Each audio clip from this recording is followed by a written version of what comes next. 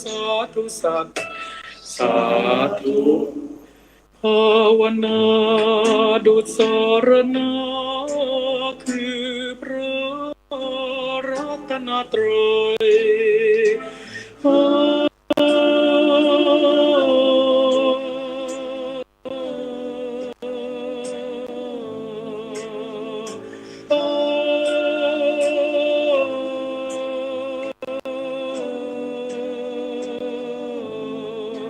คำนั้นพวกท่านทั้งหลายจงเปล่งวาจาว่าสาธุสัตว์สาธุภาวนาดุจสรณะคือพระรัตนตรัย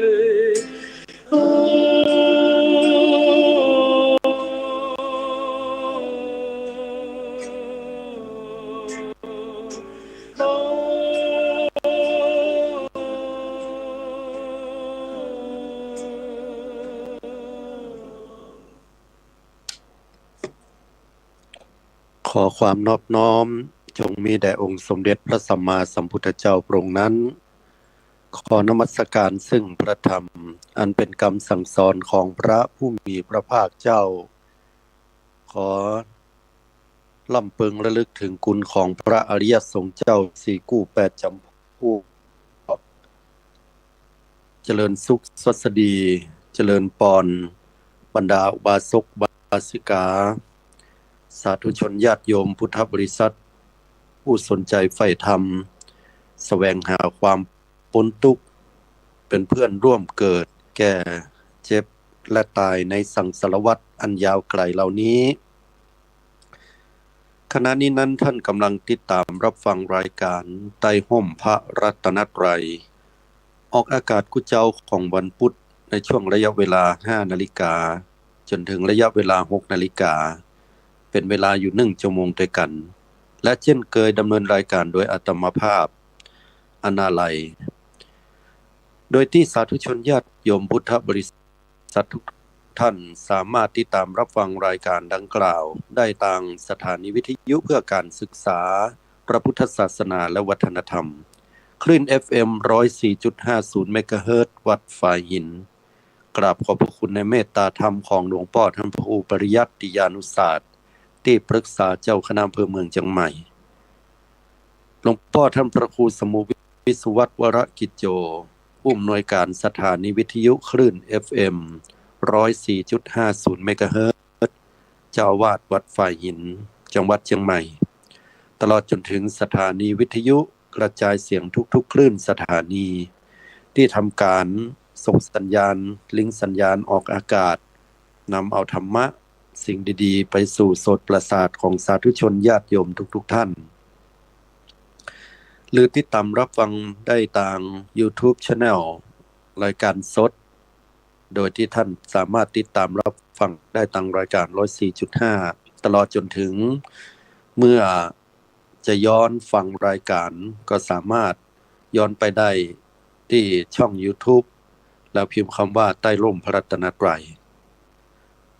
และเช่นเคยช่วงท้ายรายการสามารถโทรเข้ามาที่หมายเลขโทรศัพท์พุ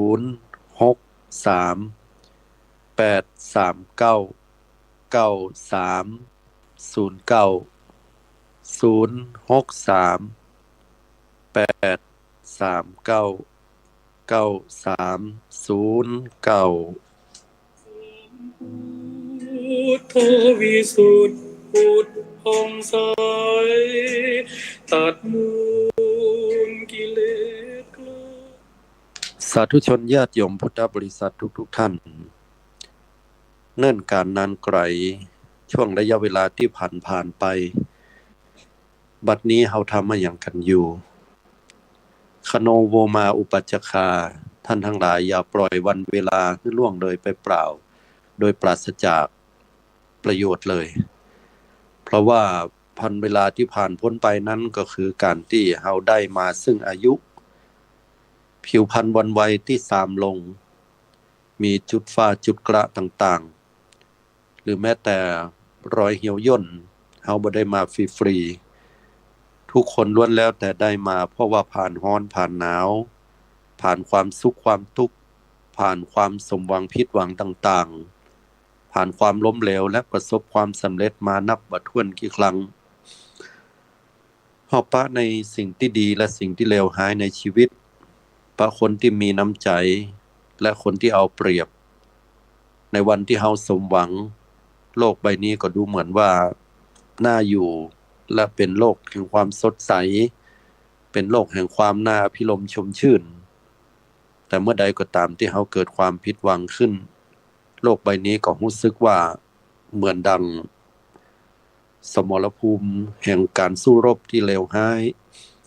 ผลนั่นก็คือความเสียหายอย่างประมาณบ่ได้ชีวิตมันก็มีมั่งเนี่ยแหละญาติโยมทั้งหลายมีขึ้นมีลงเหมือนกระแสน้ำยามใดขึ้นก็รู้สึกว่าเฮาจะมีอัตราตัวตนที่ยิ่งใหญ่เป็นที่ยกย่องเชิดชูเป็นที่ภาคภูมิใจในตัวเก่าแต่เมื่อใดก็ตามที่เฮาลงสู่ขาลง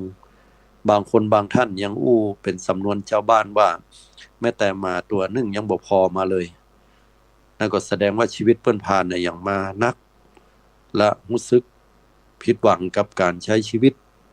ที่ตั้งความหวังเหล่านั้นไว้แต่ที่จริงแล้วศรัทธาสาธุชนญาติโยมทุกท่านองค์พระสัมมาสัมพุทธเจ้าได้ทรงตรัสไว้ว่ากรรมุนาวัตติโลโกสัตว์โลกเป็นไปตามกรรมเราสัตว์เนี่ยทำกรรมใดไว้บ่ว่าสิ่งนั้นจะเป็นสิ่งที่ดีก็ตามสิ่งที่ชั่วก็ตามเฮาจะต้องเป็นผู้ได้รับมรดกตกทอดคือผลแห่งกรรมเหล่านั้นกัมมโยนิเรามีกรรมเป็นแดนเกิดกัมมพันธุเรามีกรรมเป็นเผ่าพันธุ์กัมมปฏิสรโนเรามีกรรมเป็นที่พึ่งอาศัยยังกัมมังกลิสามิภัยก็ตามที่กระทำกรรมใดไว้จะเป็นสิ่งที่ดีก็ตามหรือเป็นสิ่งที่บ่ดีก็ตามเฮาจะต้องเป็นผู้ได้รับมรดกตกทอดผลแห่งกรรมเหล่านั้นอย่างหลีกเลี่ยงบ่ได้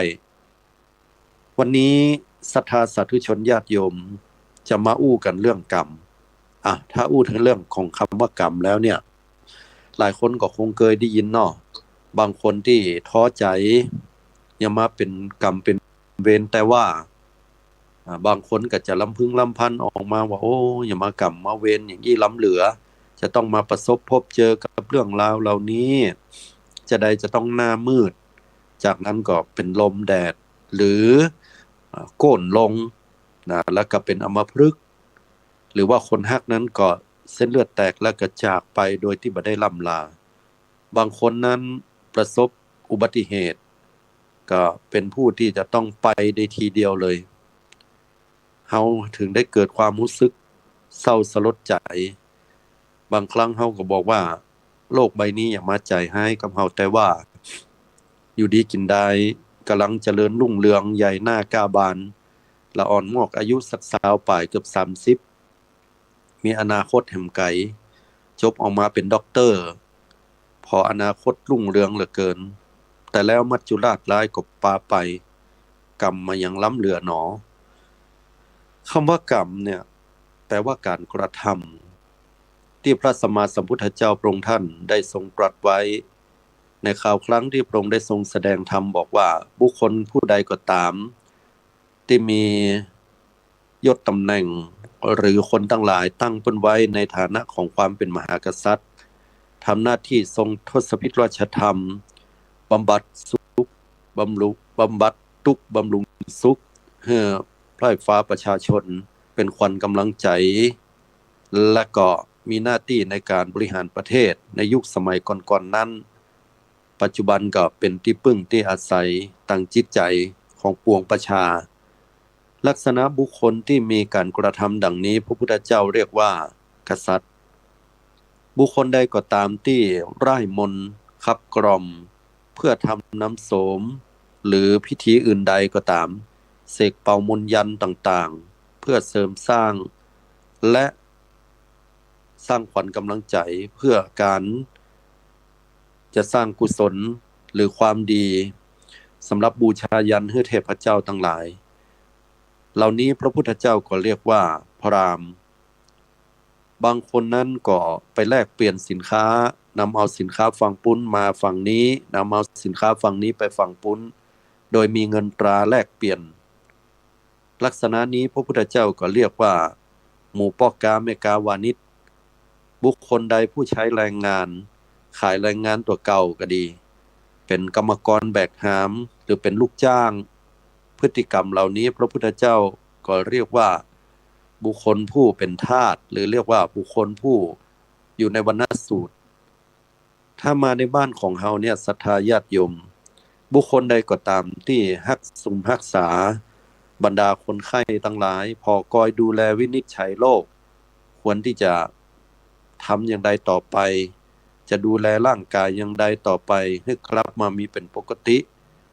จะแก้ไขเคสนี้อย่างใดเมื่อเป็นโรคภัยไข้เจ็บมาดูแลแม้กระทั่งจนว่าสบายขึ้นเหล่านี้เฮาก็ฮ้องอาชีพนี่ว่าหมอเพราะมีการกระทำคือการรักษาคนไข้แบบนี้บุคคลใดก็ตามที่เป็นผู้พิทักษ์สันติราษฎร์ดูแลพอกอยบำบัดทุกข์บำรุงสุขให้กับประชาชนจับขโมยขจรก็ดีหันความบ่ชอบทำต่างหลายนั้นก็เข้าไปจัดการตามระเบียบหน้าที่ที่ตัวเก่าได้รับมอบหมายให้ตามลำดับขั้นตำแหน่งก็ดีเพื่อจะยังไว้ให้เกิดความผาสุกแก่ประชาชนลักษณะนี้เฮาก็ฮ้องอาชีพนี้ว่าตำรวจหรือผู้พิทักษ์สันติราษฎร์บุคลาผู้ใดภายผู้หนึ่งก็ตามที่มีลักษณะแห่งการสอนผู้อื่นให้มีความรู้ในศาสตร์นั้นๆให้ได้เรียนรู้แล้วก็มีการประเมินตามขั้นตามตอนได้สอนสิ่งต่างๆศิลปะวิทยาให้กับศิษย์แห่งตัวเก่าพฤติกรรมนี้พุทธเจ้าก็บอกว่าการกระทำนี้เรียกว่าครูหรือว่าอาจารย์สัตว์โลกเป็นไปตามกรรมความหมายของพุทธเจ้าคืออย่างนี้เฮาทำพฤติกรรมใดพุทธเจ้าก็เรียกพฤติกรรมนั้นบุคคลนั้นว่าเป็นอาชีพนี้อาชีพนั้นเป็นคนอย่างนั้นเป็นต้นบางครั้งในญาติโยมทั้งหลายเฮาก็จะมีพฤติกรรมของเฮาหลายๆอย่างในสังคมเนี้ยตื่นมาเมื่อเช้าเฮากินข้าวกินน้ำอยู่ที่บ้านกินข้าวพร้อมหน้าพร้อมตากันเมื่อเช้าอยู่กับครอบครัวเฮาก็ขึ้นชื่อว่ามีพฤติกรรมดูแลครอบครัวตรงนี้แล้วจะไปส่งลูกออกไปโรงเรียนก่อนแล้วเฮาก็จะรวดไปทำงานลักษณะเนี้ยเปิ้นก็ฮ้องว่าเฮาน่ะเป็นป้อหรือเฮาเข้าครัวทำอาหารการกินให้สามีกับลูกของเฮาเพื่อเขาจะได้ไปโรงเรียนไปทำงานต่อลักษณะนี้เฮาก็ฮ้องว่าภริยาหรือว่าแม่แล้วพอเวลาไปถึงที่ทำงานปุ๊บปรากฏว่ายกตัวอย่างป้อจายเข้าไปที่ทำงานปุ๊บแล้วก็มีลูกน้องอยู่ลูกน้องก็เป็นคนที่ทำตามหน้าที่ตามคำสั่งของตัวเก่าแล้วก็มีหัวหน้าเบื้องบนอยู่โดยซึ่งก็เมินๆไหนมาครั้งหนึ่งลักษณะประเภทนี้เฮาก็ฮ้องบุคคลนี้ว่าเป็นผู้จัดการหรือว่าเป็นหัวหน้าฝ่ายอย่างเนี้ยเป็นต้นด้วยการกระทำของเขาพุทธเจ้าถึงฮ้องลักษณะนี้ว่าเป็นบุคคลผู้ที่เป็นไปตามกรรมคือการกระทำตัวเก่าก็ฮ้องไปตามนั้นเลยพอเลยจากนั้นเรียบร้อยแล้วปุ๊บพักกินข้าวตอนไปปะกับเพื่อนกับฝูงทีนี้ก็ทอดหัวคนจากความเป็นผู้จัดการเป็นหัวหน้าฝ่ายก็เหลือแค่เพื่อนก็ฮ้องมันแค่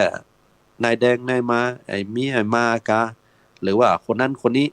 รู้จักกันในกลุ่มก็เรียกว่าพฤติกรรมนี้ก็เรียกว่าเป็นไปตามกรรมเหมือนกันแต่ว่าเป็นในลักษณะของความเป็นเปื้อนแต่พอตกแรงมาเลิกเรียบร้อยแล้วหน้าที่การงานกลับบ้านมาแล้วก็เปลี่ยนชุดเพื่อจะออกไปวิ่งออกกำลังกายก็ไปปะปูหมู่คนทั้งหลายตั้งปวงก็ไปสู่ชมรมแห่งการออกกำลังกายร่วมกันการออกกำลังกายนั้นตัวเก่าบ่ได้เป็นหัวหน้าอย่างก็เป็นคนธรรมดาเป็นสมาชิกในกลุ่ม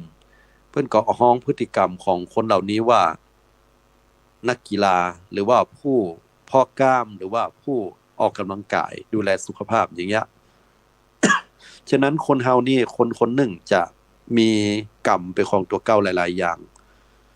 ที่จะเลือกกระทำว่าจะเป็นในอย่าง อันนี้คือคำว่ากรรมที่แท้จริงที่พุทธเจ้าทรงสอนไว้บ่ได้ใช่หมายถึงกรรมเวรที่เราต้องมาจมซ้ำๆกันแบบนั้นอันนี้คือลักษณะแรกลักษณะต่อมาก็คือ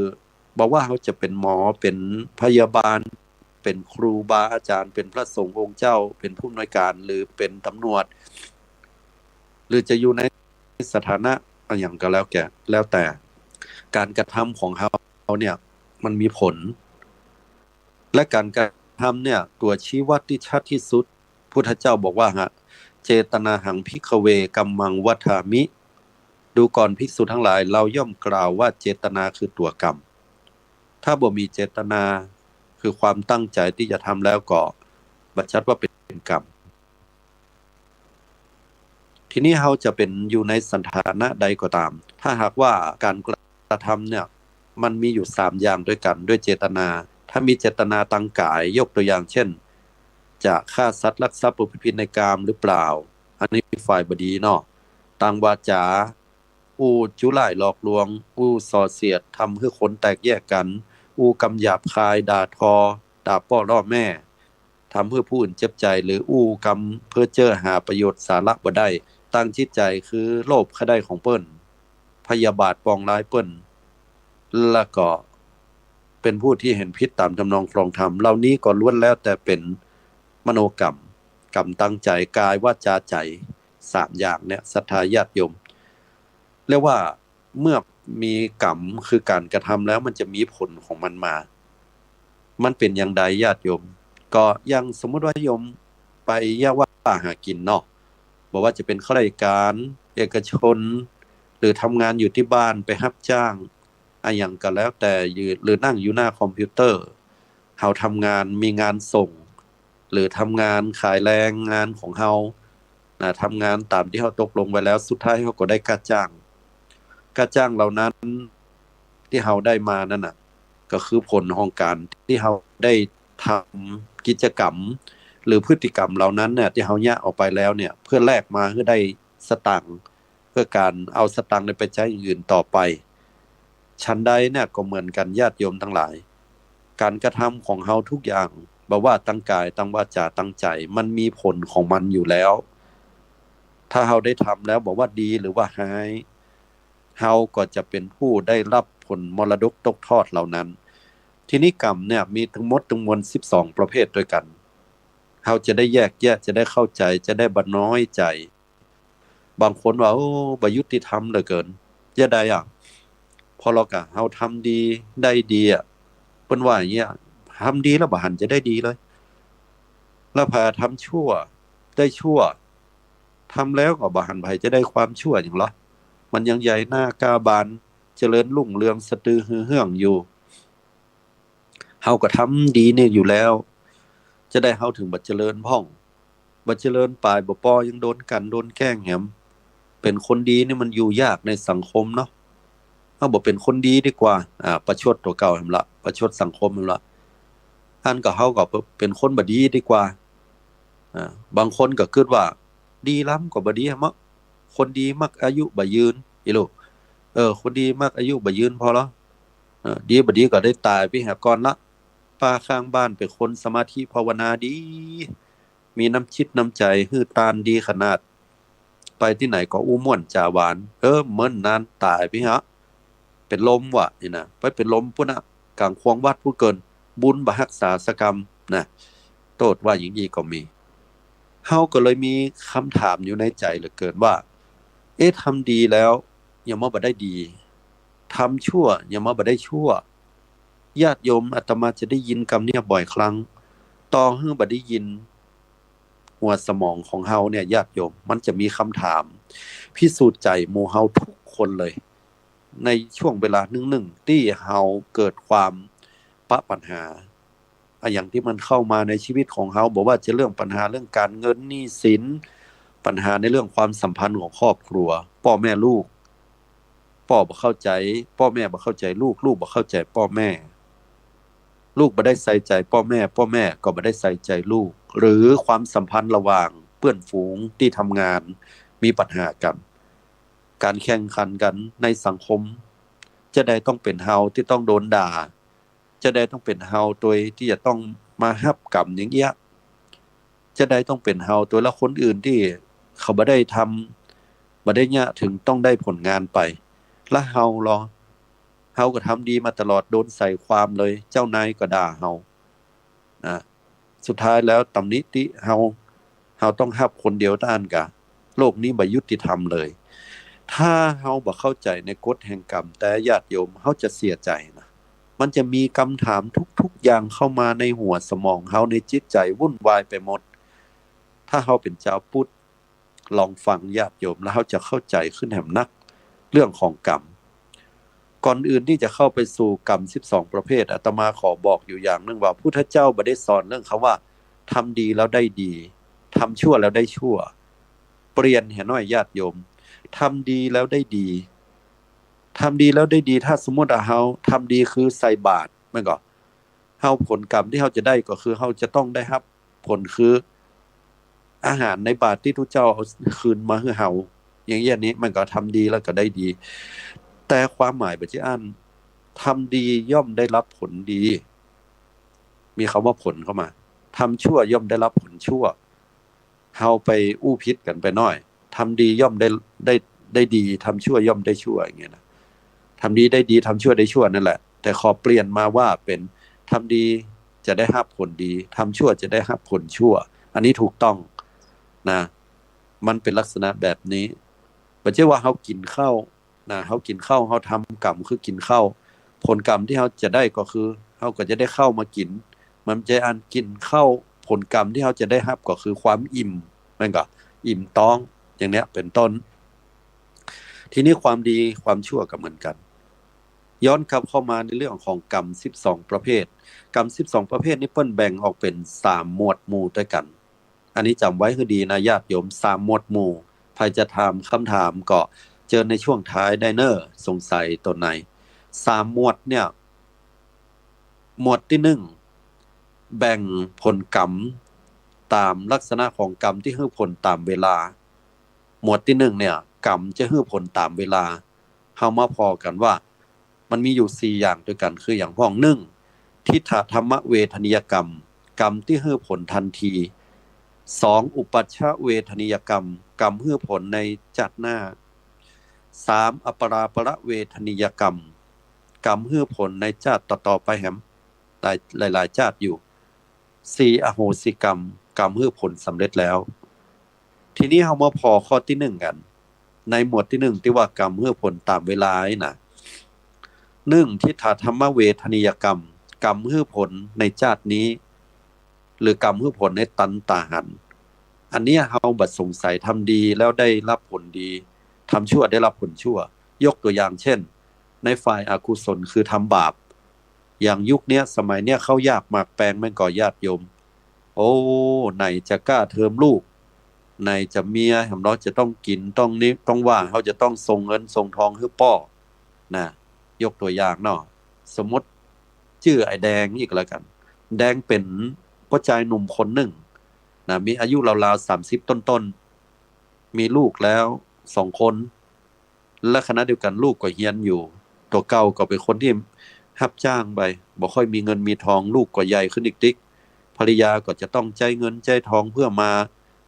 ทำงาน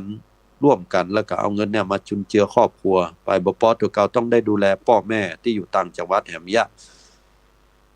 พอเข้ายากหมากแพงมีข่าวว่าสงครามจะเกิดขึ้นในยุคนี้ก็ทำให้น้ำมันแพงขึ้นน้ำมันแพงขึ้น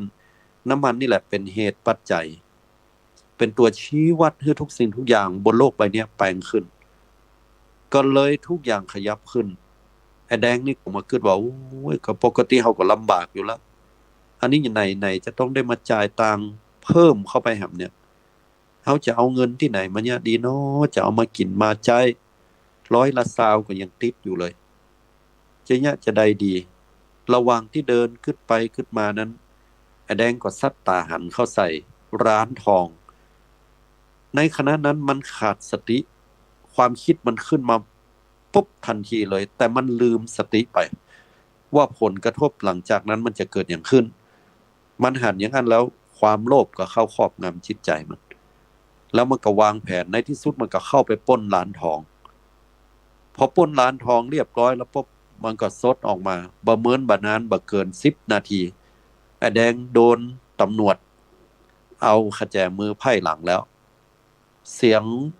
ไซเรนสัญญาณเตือนว่อแหวว่อแหวนเต็มไปหมดตำรวจมีเป็น20-30นักข่าวก็มาคนทั้งหลายก็มุงพอไอ้แดงโดนยับเนื่องจากว่าไปปล้นร้านทองอันนี้คือกรรมที่สร้างฝ่ายอกุศลคือบาปที่ทำในปัจจุบันและฮับตันตาหันนี่เรียกว่ากรรมฝ่ายอกุศลหรือบาปชัดเจนน้อยญาติโยมเนาะ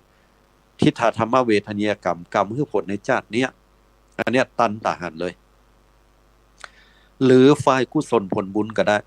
ยกตัวอย่างเช่นว่าไอ้ป๋องนี่ไปเก็บได้กระเป๋าของคนคนหนึ่งที่มันวางละมันตกอยู่นะแล้วก็พอหันแล้วปุ๊บปรากฏว่าจะเอากระเป๋าเนี่ยไปฮื้อนะไม่ยิงคนนั้นบัตันสักกรรมเอาระยะใดเห็นน่ะก็เลยบ่ฮู้ยะใดก็เลยไปฝ่ายประชาสัมพันธ์ติดต่อคือเปิ้นได้ประชาสัมพันธ์ออกไปใจสื่อในมือถือออกไปบ่เมินมานานนะบ่เกิน20นาทีก็มีเจ้าของมาติดต่อแล้วก็รับกระเป๋านั้นไปไอ้ปองได้รับการชื่นชมจากคนต่างหลายว่าเป็นตัวอย่างของสังคมแพร่หลายออกไปสื่อต่างๆโซเชียลต่างๆบอกว่าจะเป็น LINE แอปพลิเคชัน LINE Facebook หรือแม้แต่ทำข่าวในช่องต่างๆอันนี้คือทำกรรมในปัจจุบันและได้รับผลในกรรมปัจจุบันฝ่ายดีที่เป็นเรียกว่ากุศลรับทันทีทันใดในชาตินี้เรียกว่าทิฏฐธรรมเวทนียกรรมอันนี้เข้าใจเนาะญาติโยมอย่างแรกนะโวยก็โวยได้ในชาตินี้เลย2อุปัชชเวทนียกรรมกรรมที่ให้ผลในชาติหน้าอันเนี้ยต้องรอจอคิวไว้ก่อนยังบ่ได้เตื้อบ่ได้ปบปั๊บเตื้อยกตัวอย่างฝ่ายอกุศลคือบาปนะฝ่ายอกุศลคือบาปเช่นว่าคนที่ทำบาปกรรมไว้ในปัจจุบันเนี่ยแล้วพอตายแล้วไปปุ๊บด้วยอำนาจของความโลภตายไปปุ๊บนั้นก็จึงเป็นเหตุปัจจัยไปให้เกิดเป็นเปรตอันนี้เรียกว่าเป็นลักษณะของชาติหน้าได้รับผลกรรมหรือฝ่ายกุศลก็มีในปรากฏในพระไตรปิฎกที่มีนางกินนรีผู้หนึ่งนะไปหันเข้าใส่พระสัมมาสัมพุทธเจ้าทรงเดินจงกรมอยู่ในป่านางก็เกิดมีความศรัทธาเลื่อมใสว่าสมณะผู้มีศีลเนี่ยมาเดินจงกรมที่นี่และก็นำเอาดอกไม้เหล่านั้นไปโปรยปลายที่ต่างเดินแห่งการจงกรมของพระสัมมาสัมพุทธเจ้าด้วยผลบุญนั้นเนี่ยนางสิ้นบุญตายจากความเป็นกินนรีนางก็ได้มาเกิดเป็นมนุษย์ที่มีผิวพรรณวรรณะงดงามที่สุดจะหาไม่ยิ่งใดเปรียบได้ยากเป็นบุคคลผู้เพียบพร้อมด้วยโภคทรัพย์และทรัพย์นั้นก็อยู่กับนางได้โดยบ่มีคำว่าชิบหายวายวอดหายไปใดอันนี้ก็ด้วยผลบุญที่เกิดขึ้นจากนางกินนรีนั้นได้บูชาพระพุทธเจ้าด้วยดอกไม้อย่างนี้อันนี้ก็คือผลบุญที่จะรับในชาติหน้าอันนี้เป็นต้นนี่เฮาบ่แปลกใจเนาะเพิ่นฮ้องว่าอุปัชชเวทนียกรรมฉะนั้นกรรมตัวเนี้ยจาน้อยคือให้ผลในชาติหน้าแต่ให้ผลแน่นอนบ่ว่ากรรมดีหรือหายข้อที่3อัปปราประเวทนียกรรมกรรมที่ให้ผลในชาติต่อๆไปอันนี้แหละเป็นเปรียบไปก็เหมือนการดองดองไว้ในขวดโหลญาติโยมเคยดองไงอย่างพ่องโยมปูดองหาหรือว่าเอาหน่วยประผางนี่มาดองเมื่อก่อนเอามะม่วงมาดองนี่มันแบบเชื่อว่าวันเดียวได้กินหลายวันเมื่อก่อน3วัน4วันพ่องบางเทื่อได้ใช้เวลาเป็นครึ่งเดือนอย่างยากเป็นต้นกรรมตัวนี้ก็เหมือนกันอัปปราประเวทนียกรรมเนี่ยมันบ่ได้ฮื้อผลในชาติหน้า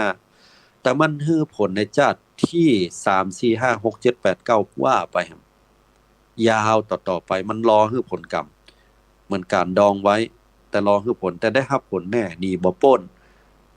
เพราะฉะนั้นแล้วคนเฮาเนี่ยจะทำกรรมวันใดก็ตาม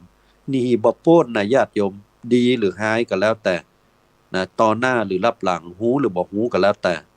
คำว่าฮู้ในที่นี้คือเฮาฮู้แก่ใจอยู่บ่ฮู้ในที่นี้ก็คือคนอื่นบ่ฮู้เฮาก็ต้องได้รับผลกรรมอยู่ดีญาติโยมบอกว่าเมื่อใด แล้วแต่อันนี้อัปราประเวทนียกรรมจะให้ผลในชาติต่อๆไปเป็นการดองเกมไว้ยาวเลยแต่ให้ผลแน่และหมวดและประเภทที่สี่อโหสิกรรมแปลว่ากรรมที่ให้ผลสำเร็จแล้วเป็นกรรมที่มีอายุความเปรียบไปเนาะกรรมที่ให้ผลสำเร็จแล้วเป็นกรรมที่ขออภัยเป็นกรรมที่พ้นอายุความนะเปรียบเทียบผิดไปเนาะผิดไปพ้นอายุความแล้วโยมเคยได้ยินก่อว่าคนบางคนมีสร้างสิ่งที่ผิดกฎหมายไว้พอผิดกฎหมายไว้แล้วเนี่ยในกฎหมายบอกว่าอายุความของการทำผิดตัวเนี้ย20 ปีคนคนนั้นก็ลักลอบหนีออกนอกประเทศไปก็ดีหรือว่าอยู่ในประเทศแล้วก็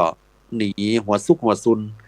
เพื่อที่กลัวตำรวจยับได้แต่พอวันเวลาผ่านไปจนครบ20 ปีพอดีตกแห่งวันหนึ่งเขาเป็นไทยละเป็นไทยคือพ้นจากเนี่ยพ้นจาก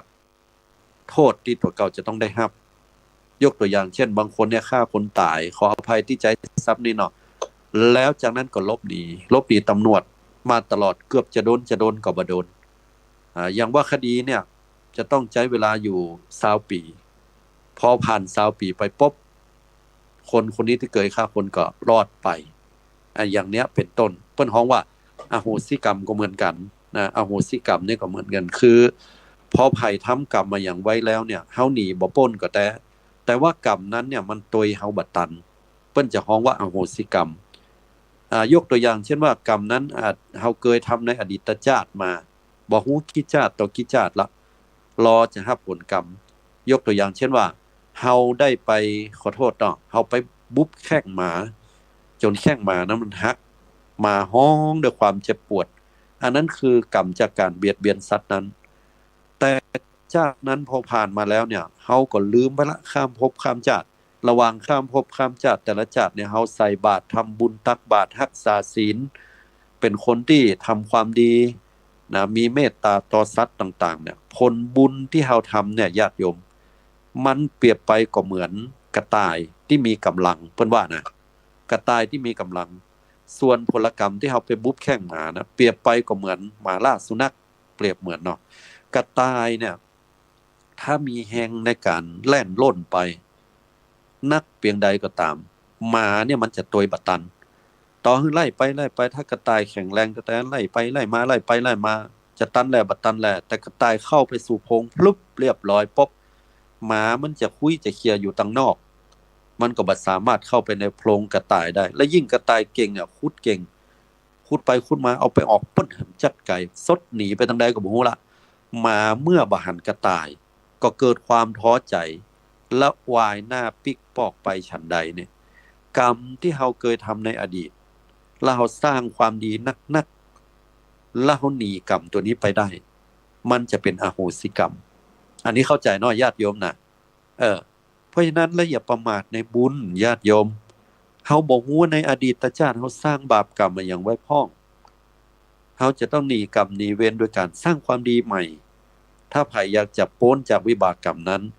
บางอย่างก็พ้นบางอย่างก็บ่พ้นก็อยู่ที่ความเบาความปานกลางและความแห้งของมันตัวอันนี้ก็จะต้องพิจารณาในหมวดต่อไปเนาะนี่แหละคือคำว่าอโหสิกรรมหรือคำว่าอโหสิกรรมนี่ก็คือเฮาได้รับกรรมแล้วเหมือนกันยกตัวอย่างเช่นขี่รถไปขี่รถมาอยู่ดีกินได้น่ะ เฮาก็ขี่รถไปดีๆภัยก็บ่ฮู้นะขี่รถมาปัดเฮาตกลงข้างๆหั่นแข้งขาก็เจ็บแข้งหักขาหันนาบุญบ่เป็นอย่างอื่นนี่น่ะผลกรรมที่เฮาอาจจะเคยไปทำวิบากบางอย่างในอดีตชาติเฮาก็ได้รับผลกรรมนั้นละพอเฮาได้รับผลกรรมเจ็บปวดนั้นอยู่ในโรงพยาบาลรักษาจนเรียบร้อยออกมาอันนี้เรียกว่าอโหสิกรรมละเพราะคือผลสำเร็จแล้วอย่างเนี้ยเป็นต้นเหมือนกับเฮาติดหนี้ไผก็ตามเฮาติดหนี้เปิ้นอยู่500เขาขึ้นชื่อว่าเขาเนี่ยเป็นเจ้าหนี้เขาก็มาทวงเฮาตลอดเฮาก็ขึ้นชื่อว่าเป็นลูกหนี้เพราะว่าเฮาเองเนี่ยยืมเปิ้นมาพอวันนึงเฮามีตังค์500แล้วเฮาก็เอาสตางค์เนี่ยไปคืนให้เจ้าหนี้เรียบร้อยแล้วเนาะคืนแล้วเด้อคืนละคำว่าเจ้าหนี้กับลูกหนี้จบกันตอนนั้นเลยบ่มีคำว่าเจ้าหนี้และลูกหนี้แล้วพอคืนทรัพย์สินครบ และรับรู้กันทั้งสองฝ่ายและยินดียินยอมกันทั้งสองฝ่ายเนี่ยเรียกว่าอโหสิกรรมเพราะว่าเจ้าหนี้มันก็บ่มาเอาเฮาแล้วนี่เฮาก็สบายใจบ่เป็นลูกหนี้แล้วนี่แม่นก็ถูกก็นี่ก็คือคำว่าอโหสิกรรมเหมือนกันเพราะว่าได้รับผลสำเร็จแล้วและอีกประการหนึ่งเช่นพระอรหันตเจ้าพระอรหันตเจ้านี่พอเวลาบรรลุธรรมแล้วเนี่ยยังมีร่างกายอยู่พุทธเจ้าทรงตรัสว่ากายนี้แหละคือกรรมเก่าฉะนั้นเฮาถึงมีคำถามว่าก่อนจะใดพระพุทธเจ้าถึงลงประกันธิกาพาสหรือว่าพระมหาโมคคัลลานะเป็นแผ่วพระอรหันต์เนี่ยโดนโจรเข้ามาตุบจนกระดูกจนร่างกายแหลกเหลวหมดพระสารีบุตรอัครสาวกเมืองขวาเหมือนกันลงพระคันธิกาพาสหากออกมาเป็นเลือดจะตายบ่ตายแลน่าจะปรินิพพานบ่ปรินิพพานแลอยู่หั่นน่ะจะได้เพิ่นเป็นพระอรหันต์ถึงต้องได้รับกรรมที่จริงแต่ใจเพิ่นเนี่ยใจนายมบ่ได้เป็นทุกข์อย่างละเพราะพ้นกิเลสแต่ว่าเพิ่นมีกายคือกรรมเก่าของเพิ่นยังหลงเหลืออยู่กายเนี่ยมันสืบเนื่องมาตั้งแต่เพิ่นเป็นบ่เป็นพระอรหันต์พอเป็นพระอรหันต์มาปุ๊บเนี่ยกายเนี่ยมันก็บ่ได้ตายไปทันทีเพราะอย่างพระอรหันต์ถึงบ่รีบตายไปตามกิเลสเพิ่นคำตอบคือพระอรหันต์เพิ่นรู้ว่าตัวเพิ่นจะเป็นประโยชน์ต่อชาวโลกคือยังจะเป็นเนื้อนาบุญอยู่อย่างพุทธเจ้าอย่างเงี้ยบรรลุธรรมเสร็จแล้วเป็นพระสัมมาสัมพุทธเจ้ายังมีหน้าที่ที่จะสอนอยู่พระอรหันต์ทั้งหลายยังเป็นเนื้อนาบุญบ่อบุญของโลกอยู่ก็ยังจะต้องอยู่นะอาศัยร่างกายกินข้าวกินน้ำบริหารร่างกายต่างๆเพื่อที่จะรอช่วงเวลาสุดท้ายก็คือความตายเข้ามาเมื่อความตายเข้ามาแล้วปุ๊บพระอรหันต์ตายของพระอรหันต์นี่บ่มีเกิดแหมกายนี่ก็ไปเป็นธาตุดินน้ำลมไฟปกติก็สลายไปเมื่อบ่มีกายแล้วกรรมเก่าที่เพิ่นเคยทำในอดีตก็ฮื้อผลบ่ได้หั่นละเพราะว่าจิตเพิ่นบ่มีความยึดมั่นถือมั่นนิพพานตรงนั้นบ่ได้ไปเกิดที่ไหนครับเมื่อเป็นลักษณะแบบนี้กรรมก็บ่ฮู้จะไปเอาไผล่ะกายเพิ่นก็มีล่ะที่รองรับกรรมเก่าจิตก็บ่ยึดมั่นถือมั่นบ่เจ้าของเปิ้นล่ะก็ไปตามธรรมชาติบ่ฮู้ว่าไปไหนบ่เกิดขึ้นแล้วแล้วจะไปเอาไผที่ไหนญาติโยมแม่นก็จะไปเอาไผที่ไหนอันเนี้ยเปิ้นฮ้องว่าอโหสิกรรมไผอยากจะฮื้อกรรมที่เฮาเคยสร้างไว้ในอดีตเป็นอโหสิกรรมก็เข้าใจโวยๆเป็นพระอรหันต์เนี่ยนะแล้วก็นิพพานไปก็กรรมแล้วนั้นก็จบกันไปเลยอย่างเนี้ยอันนี้ในหมวดที่1คือกรรมที่ให้ผลตามเวลามีอยู่4อย่างคือ1ทิฏฐธรรมเวทนิยกรรมกรรมให้ผลในทันทีในชาตินี้2อุปัชชะเวทนิยกรรมกรรมให้ผลในชาติหน้าจองคิวรอไว้ก่อน3อัปปราประเวทนิยกรรมกรรมให้ผลในชาติต่อๆไปเหมือนกับเฮาดองเนี่ยอย่างไว้สักอย่างเนี่ยมันรอที่จะให้ผลอยู่นะแต่ให้ผลแน่4อโหสิกรรมกรรมที่ให้ผลสำเร็จแล้วก็อย่างที่บอกไว้คือเฮาได้รับผลแล้วก็ดีหรือกรรมนั้นตยมาบัดตันก็ดีหรือบ่มีเหตุปัจจัยรองรับอย่างร่างกายเนี่ยไว้แล้วก็พอตายไปแล้วบ่ได้ไปเกิดแห่งอย่างพระอรหันต์เนี่ยกรรมนั้นก็เป็นอโหสิกรรมไปเนาะต่อมาเนี่ยสถากรรม12แบ่งเป็นหมวดที่2ตะกี้ถึง4ประเภทไปละกรรมหมวดที่2นี้กรรมที่ให้ผลตามหน้าที่ให้ผลตามหน้าที่โดยมีอย่างพ้อง1ชนกกรรมกรรมที่ปาเอาไปเกิด2อุปถัมภกกรรมหรืออุปถัมภกกรรมเนี่ยอันนี้กรรมสนับสนุน3อุปีลกกรรมกรรมเบียดเบียนบีบคั้นขัดขวาง4อุปฆาตกรรมกรรมตัดรอนทีนี้เฮามาพอในหมวดที่2เนี่ยกรรมที่แบ่งไปตามผลตามหน้าที่ที่จะให้ผลเฮา1ชนกกรรมกรรมที่ทำหน้าที่ปาไปเกิดอันเนี้ยเป็นกรรมต้นเป็นกรรมฮื้อกำเนิดแต่เลยนะตัวนี้นะเรียกว่าชนกกรรมเนี่ยเป็นตัวแม่ที่ปาไปเกิดเลยล่ะหากว่ากุศลในฝ่ายอกุศลนี่เนาะถ้าหากว่าตัวเนี้ยมันจะปาเขาไปเกิดเฮาเคยทำกรรมอย่างไว้อย่างว่าเฮาเคยในอดีตเฮาเคยเป็นคนที่เคยฆ่าหมูมานักฆ่าสัตว์มานักนี่เนาะหรือลักทรัพย์มานักเหตุปัจจัยตัวเนี้ยก็จะนำปาให้ตาย เมื่อตายจากอารมณ์นั้นมันก็จะปาไปเกิดทันทีเลยนะปาไปเกิดไหนปาไปเกิดด้วยอำนาจของโทสะก็จะได้อัตภาพแห่งความเป็นสัตว์นรกตายในขณะนั้นก็จะเป็นเหตุปัจจัยไปให้เกิดเป็นเปรตอสุรกายเป็นมนุษย์เป็นอะไรอย่างเทวบุตรเทวดาก็แล้วแต่ในคณะจิตที่ก่อนตายเกิดหันภาพอย่างขึ้นมาบางคนเนี่ยฮ้องอย่างงัวอย่างควายญาติโยมเคยได้ยินก่อนแต่ก่อนนะมีนะแปลงลักษณะเป็นนั้นอย่างอี้อย่างนั้นน่ะเขาสะสมกรรมไว้แบบนี้ในจิตนั่นน่ะก่อนตายเพิ่นถึงได้บอกว่าภาวนาเน้อพุทโธเน้อพุทโธเน้อนั่นน่ะมันยังเป็นไฮโลอยู่ก็เพราะมันย่ามนั่นกะเนี่ยเพิ่นถึงบอกว่ากรรมในปัจจุบันเนี่ยเขาพยายามสะสมมาอย่างที่ดีๆถ้าเขาทำอย่างที่ดีๆก่อนตายอ่ะมันจะออกมาถ้ามันอย่างบดีก่อนตายมันก็จะออกมาตอนนั้นก็เป็นเหตุเป็นปัจจัยถ้าทำบดีก็ไปบดีเนาะแต่ถ้าทำดีอ่ะก่อนตายนึกถึงเรื่องบุญกุศลสร้างบุญสร้างกุศลสร้างความดีกุฏิวิหารศาลาเคยทำสร้างวัดวาอารามโรงเรียนสร้างโรงพยาบาลช่วยเหลือคนกวาดเพี้ยวปัดปูมีจิตอาสาทำความดีไว้อย่างเงี้ยก่อนตายสิ่งเหล่านั้นจะเกิดขึ้นพอเกิดขึ้นแล้วตายปุ๊บกรรมตัวเนี้ยชนกกรรมปาไปเกิดเลยอย่างเงี้ยเป็นต้นอันนี้เรียกว่าชนกกรรมกรรมปาไปเกิด2อุปธรรมภกกรรมกรรมสนับสนุนก็คือกรรมตัวชนกกรรมที่ปาไปเกิดเนี่ยพอเวลาไปเกิดในยกตัวอย่างว่าได้สร้างบุญกุศลดีปาไปเกิดในท้องแม่อุปธรรมภกกรรมนี่ก็จะไปรักษาครรภ์ไว้รักษาครรภ์คือท้องของแม่ไว้เพื่อเฮาอยู่รอดปลอดภัยบ่เฮือเฮานั้นจะต้องได้รับการกระทบกระเทือนจากสิ่งอย่างก็แล้วแต่ต่อให้ได้รับผลกระทบกระเทือนก็เป็นเหตุปัจจัยบ่เฮือเฮาต้องได้แท้งได้ตายลงในท้องของแม่อันนี้เรียกว่าอุปถัมภกกรรมแต่เมื่อใดก็ตามภัยที่อยู่ในท้องแม่เคยได้ยินก่อนว่าแท้งออกมาพ่อแม่เสียใจโอ้แท้งออกมาเห็นแล้วนะอาจจะเป็นเพราะตกเลือดกาหรือว่าทำงานนักไปกาพ่อแม่ไม่ได้ตั้งใจเลยเนี่ยอันเนี้ยอุปถัมภกกรรมนะ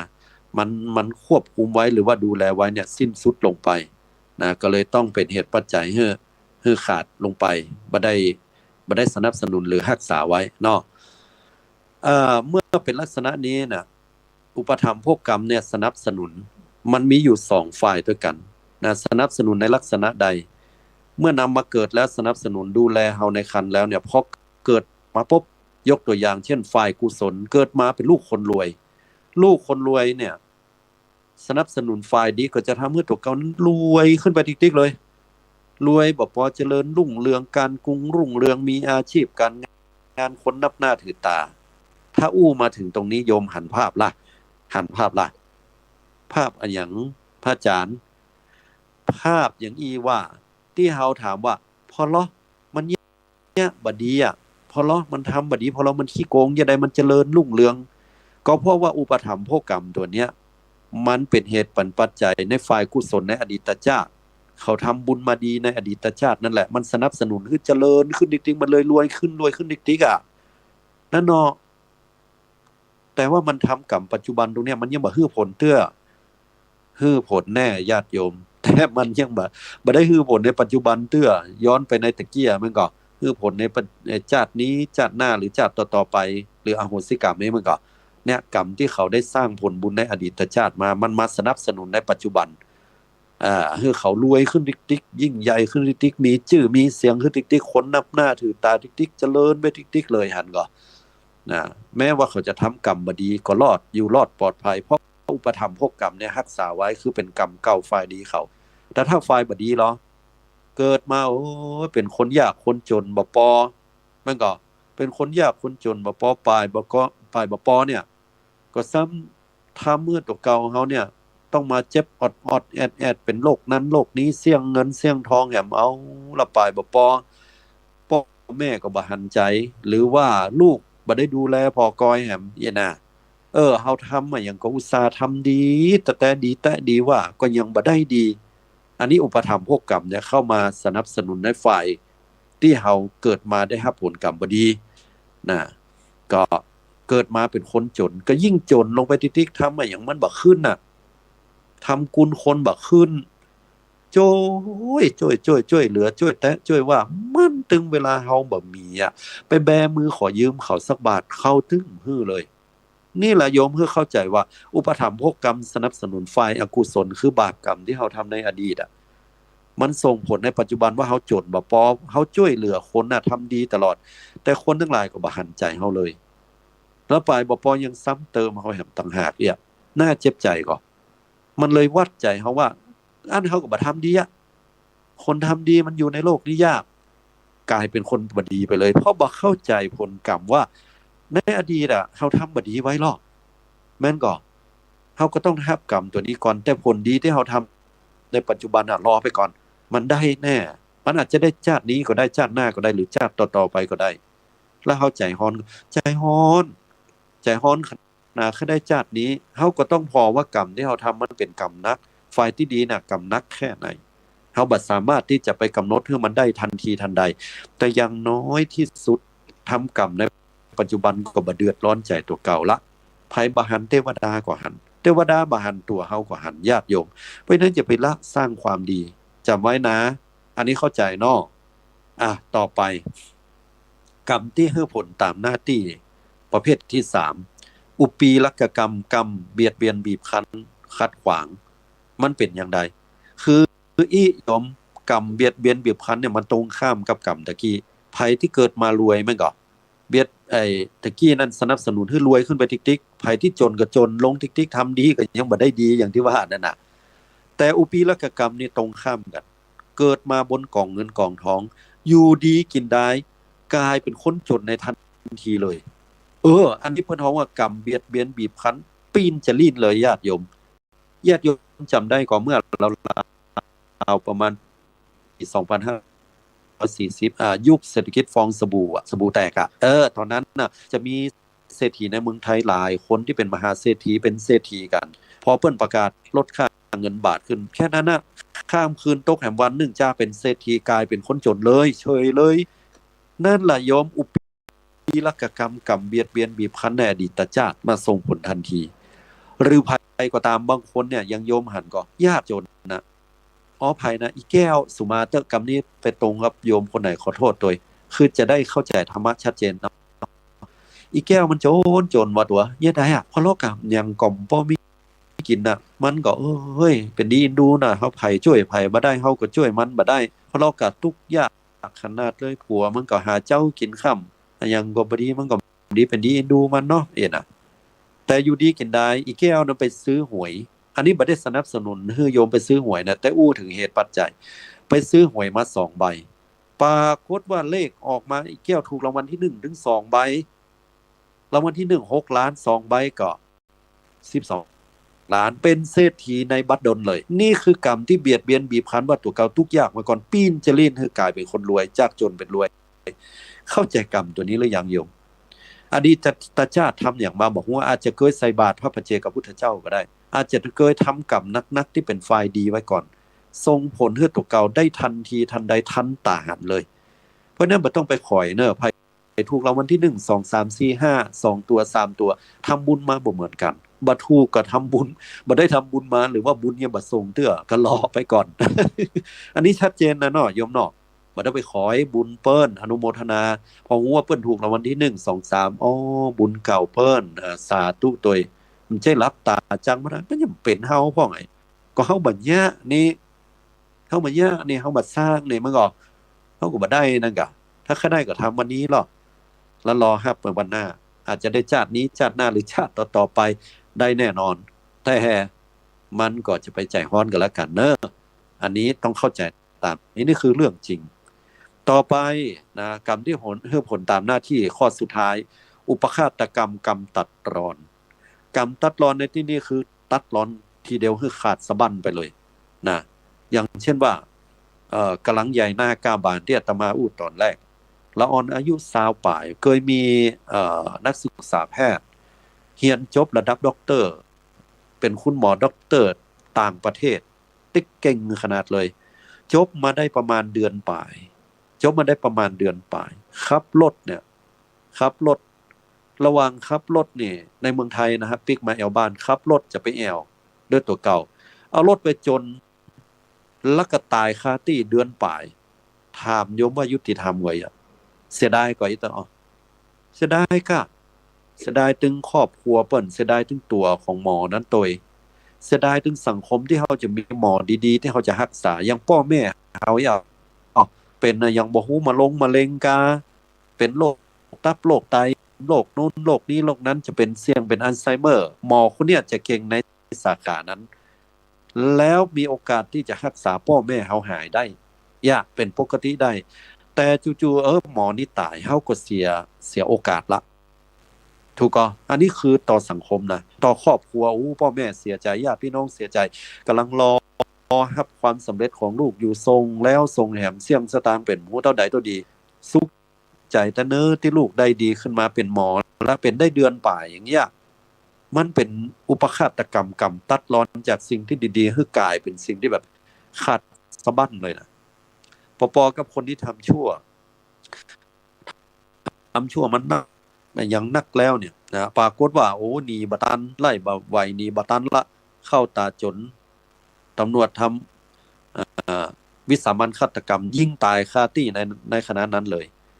ก็ญาติพี่น้องก็เสียใจลูกหลานเมียก็เสียใจอันนี้ก็คืออุปฆาตกรรมกรรมตัดรอนทีเดียวนะหรืออุบัติเหตุใดๆก็แล้วแต่ญาติโยมทั้งหลายคนดีคนบดีตัดรอนคือขาดสะบั้นนะจากที่บดีอยู่แล้วก็ตัดรอนคือขาดสะบั้นไปเลยก็มีส่วนจะไปดีไปบดีนะแห่งเรื่องหนึ่งอันนี้เรียกว่ากรรมหมวดที่2คือผลตามหน้าที่ของมันคือทบทวนนะ1ชนกกรรมนะกรรมที่นำไปเกิดอุปธรรมพวกกรรมไปเกิดแล้วก็รักษาไว้นะแล้วก็ส่งเสริมให้ได้ดีกว่าดีไปบดีกับบดีอุปีละกกรรมเบียดเบียนบีบคั้นจากที่เป็นสิ่งดีๆร่ำรวยก็เป็นจนไปในพริบตาจากที่จนก็รวยขึ้นมาอย่างบ่ฮู้เรื่องเลยในพริบตาเหมือนกันและ4อุปฆาตกรรมกรรมตัดรอนขาดสะบั้นทีเดียวอันนี้หมวดที่2กรรมให้ผลตามหน้าที่หมวดที่3กรรมที่ให้ผลตามความหนักเบามีอยู่4อย่าง1คลุกรรมกรรมนัก2อจินกรรมกรรมที่เฮายะบ่อยๆมันๆเจือ3อาสนกรรมกรรมจวนเจียนที่จะใกล้ตาย4กตตกรรมกรรมเล็กๆน้อยๆมาพอกันเลยเวลาน้อยละ1คลุกรรมกรรมนักนี่จะต้องให้ผลก่อนเนี่ยอย่างที่อาตมาว่าตะเกีย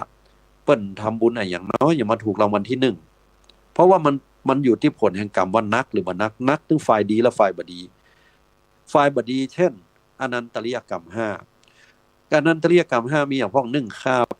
าพ่อ2ฆ่าแม่3ฆ่าพระอรหันต์4ทำร้ายพระพุทธเจ้าจำเลือดจำหนองยกตัวอย่างเช่นว่าแม้แต่ปลายเท้าปลายเล็บปลายเท้าพุทธเจ้าและ5ยังสงฆ์ให้แตกจากกันนะยังสงฆ์ให้แตกจากกันเนี่ยเกิดขึ้นได้จากการที่ยุแยงตะแคงรั่วเกิดได้ขึ้น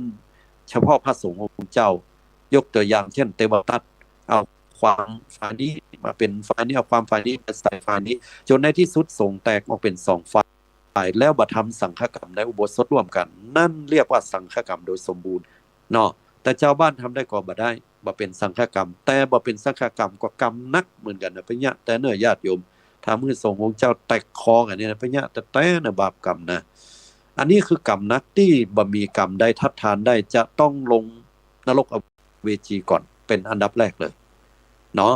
ส่วนฝ่ายกุศลละมีก็พระอาจารย์ฝ่ายกุศลผลบุญมีก็มีเป็นกรรมนักที่จะให้ผลอันดับแรกอย่างโยมฮู้ก็เปิ้นเขาว่าสมาบัติ8ที่อาตมาสอนโยมเขาพยายามเน้นคือทำสมาธิเน้อคือหูลมหายใจเน้อพุทธเจ้าเพิ่นสอนอย่างนี้อานาปานสติสอนให้มีสติทำก่อนโยมบัดเนี้ยเวลาไปนั่งสมาธิเขาว่าระวังเป็นผีบ้าเน้อว่ะโอ้ยโยมเอ๋ยนี่แหละคือกรรมที่โยมก่อนตายโยมจะได้รับอันดับแรกเลยเฮาบ่ฮู้ความลับนี้จะทำกรรมมาอย่างนักหนาป้าป้านมาก็ตามเว้นแม้แต่อนันตริยกรรม5ที่ว่าตะกี้ฆ่าพ่อฆ่าแม่ทำร้ายพระอรหันต์อย่างมุนั้นน่ะฆ่าพระอรหันต์อย่างมุนั้นน่ะถ้าบ่มีมุนั้นแล้วโยมเจริญสมาธิภาวนาได้ถึงรูปฌาน4อรูปฌาน4ได้ถึงฌาน4อรูปฌานต่อเฮือเพียงแค่จ้างกระดิกหูงูแลบลิ้นไก่ก้มกินน้ำความสงบได้แค่นั้นเนี่ยจิตก่อนที่จะตายเนี่ยโอกาสที่ตัวเขาจะได้ในอารมณ์ตัวนั้นปุ๊บเนี่ยนะมีโอกาส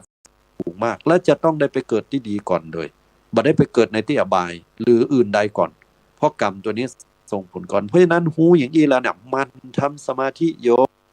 มเคยพ้นจากวิบากกรรมมาอย่างที่เขาทำในอดีตเขาฆ่าสัตว์ลักทรัพย์เป็นพวกกาหมูพวกกาไก่วางไว้ก่อนบ่ต้องมากึดเจริญสมาธิภาวนาแผ่เมตตาไว้ก่อนทำสมาธิให้มันได้ระดับฌานสมาธิรูปฌานอรูปฌานบัดสูงถึงอรูปฌานกับรูปฌานส่วนรูปฌานอรูปฌานเป็นอย่างใดวันหน้าอาตมาจะมาอู้แห่งกรรมหนึ่งที่สำคัญคือมันทำสมาธิเจริญสมาธิเจริญสติในคือนักมีสติในขณะปัจจุบันนะเดินจงกรมสมาธิหรืออยู่ในชีวิตประจำวันบ่เบียดไผ่มีสติเจริญในสมาบัติ8ให้ดีอันนี้คือขลุกกรรมเนาะ2กรรมที่ให้ผลตามความหนักเบาคือข้อที่2คืออาจินกรรมกรรมทำบ่อยๆเจือไผก็ตามที่มันมีกรรมนักเนี่ยบ่ได้ฆ่าพ่อฆ่าแม่บ่ได้ฆ่าพระอรหันต์บ่ได้แย่งสงฆ์แตกจากกันบ่ได้ทำมาอย่างอื่นละขณะเดียวกันก็บ่ได้ทำสมาธิบ่ชอบไหว้พระนี่ไหว้เป็นเตื้อเพิ่นบังคับก็เนี่ยกรรมหมู่เนี่ยบ่ได้มีละฝ่ายนักนี่มีแต่ต้องมาพอกรรมอย่างที่ทำบ่อยๆกรรมทำบ่อยๆอย่างฆ่าสัตว์บ่อยๆอย่างที่ว่าเกี้ยตบยุงก็ตบบ่อยๆมันฆ่าไก่ก็ฆ่ามันลักของเปิ้นแมทของเปิ้นก็แมทมันโกงตาจั่งตาย้อยก็เนี่ยมันโกงอย่างกันแล้วแต่ทุกโกงเนี่ยมันเนาะพฤติกรรมมายังที่เป็นกรรมกระทำบ่อยๆจุก็จุเป็นนิสัยบ่อยๆมันนะกินเหล้าก็ทำมันอันนี้อาจินกรรมจะพาไปสู่อบายไปเกิดที่บดีละส่วนฝ่ายกุศลแล้วอย่างมันทำบุญตักบาตรมันรักษาศีลมันอู้จาเป็นกรรมสัตว์กรรมแต่อู้กรรมม่วนกรรมงันมันมีน้ำจิตน้ำใจมันเป็นจิตสาธารณะช่วยวัดช่วยวาช่วยชาวบ้านมันเปิ้นเฮาว่าอาจินกรรมตัวเนี้ยถ้าตัวแรกมันนักบ่มีตัวเนี้ยมันจะให้ผลต่อจะให้ผลต่อเลยป่วยเลยนะเปิ้นเฮาว่ากรรมอาจินกรรมทำบ่อยๆข้อที่3อาสนกรรมกรรมชวนเทียนที่จะให้ผลใกล้ตายก่อนตายเฮาสร้างบุญสร้างกุศลหรือสร้างบาปอันใดมันจะปรากฏเป็นภาพเกิดขึ้นมาไปตามนั้นเลยอย่างที่อาตมาอู้ตะกี้ก่อนหน้านั้นแต่ว่าตะกี้นั้นเป็นกรรมที่ปาไปเกิดอันเนี้ยก่อนตายก่อนจะปาไปเกิดเนี่ยเฮานึกถึงอันใดเฮาจะได้ไปอันนั้นเฮาทำกรรมใดไว้ในอดีตมันจะให้ผลมาตอนก่อนตายแบบนี้เลยและสุดท้าย กตัตตากรรมกรรมเล็กๆน้อยๆกรรมที่ทำแล้วบ่ได้มีเจตนานั่นเองขออภัยกรรมที่ทำแล้วมีเจตนาขออภัยโดยเพราะว่าถ้าบ่มีเจตนาบ่เป็นกรรมอาตมาขออภัยโดยคือทำไปแล้วเนี่ยมันบ่ครบองค์ยกตัวอย่างเช่นจะฆ่าสัตว์แต่มือบ่แม่นเอาปืนเล็งยิงหรือว่าเอากงเล็งยิงนกบินไปก่อนเพราะว่ายิงบ่ถูกกรรมจากการที่เฮามีเจตนาจะฆ่านกนั้นแต่มันทำบ่สำเร็จบ่หายไปไหนเน้อเป็นกรรมกตัตตกรรมกรรมเล็กๆน้อยๆมันจะส่งผลมาให้เฮาอย่างว่าเดินไปเดินมาเอาหัวไปตุ๊บมาอย่างฮู้ปุ๊บโอ้ยแต่เจ็บว่าน้อน่ะบางคนอู้ย่อว่าตามันบ่พอดีๆหน่อยน่ะก็มันก็ บางคนก็ว่าย่อเนี่ยเป็นแต่เก้าอี้น่ะเป็นแต่ตั้งเนี่ยมันอยู่อย่างตายเนี่ยนะตามันพอดีๆเนาะเก้าอี้น่ะอู้ย่ออู้หายได้ อันนี้มันจะเกิดขึ้นเดินไปก็ห้องสะดุดห้องนะไปขีดไปควรโดนนั้นโดนนี้ห้องอันนี้เป็นกรรมเล็กๆน้อยๆที่บ่ครบองค์เนาะโอ้ถึงมวลเวลาหมดเห็นแล้วญาติโยมเวลาน้อยไปหน่อยเนาะถึง3หมวดกรรมมี12ประเภท3หมวดที่1กรรมที่ให้ผลตามเวลาหมวดที่2กรรมให้ผลตามหน้าที่และหมวดที่3กรรมที่ให้ผลตามความหนักเบาศรัทธาญาติโยมทั้งหลายองค์พระสัมมาสัมพุทธเจ้าตรัสว่าเราสัตว์มีกรรมเป็นของตัวเก่าเจตนาละคือตัวกรรมตั้งกายวาจาใจฉะนั้นท่านทั้งหลายขอให้เฮาสำรวมระวังการจะเนี่ยอย่างก็ตามจะคิดจะอู้จะทำทุกอย่างเป็นพลกรรมทั้งนั้นเลยญาติโยมทั้งหลายเฮาหนีกรรมบ่พ้นโดยฉะนั้นเฮาออกแบบชีวิตเฮาในวันนี้วันพรุ่งนี้วันหน้าวันตาชาตินี้ชาติหน้าชาติต่อๆไปเฮาจะเป็นผู้รับมรดกตกทอดผลของกรรมนั้นเมื่อเป็นอย่างนี้เฮาเข้าใจแล้วเนาะทำดีย่อมได้รับผลดีทำชั่วย่อมได้รับผลชั่วอย่างแน่นอนตามแต่ว่าจะโวยหรือจ้าตัวนั้นวันนี้เวลาหมดเห็นแล้วญาติโยมอาตมาขอนำเอารายการพิกปอกไปก่อนเน้อขอให้ทุกท่านได้มีความสุขความเจริญอายุมั่นแก่นยืนยาวสุขภาพแข็งแรงทุกท่านทุกคนด้วยเทินกายที่เธอมองเห็นว่างามสุดท้ายความเสื่อมทรามจะมา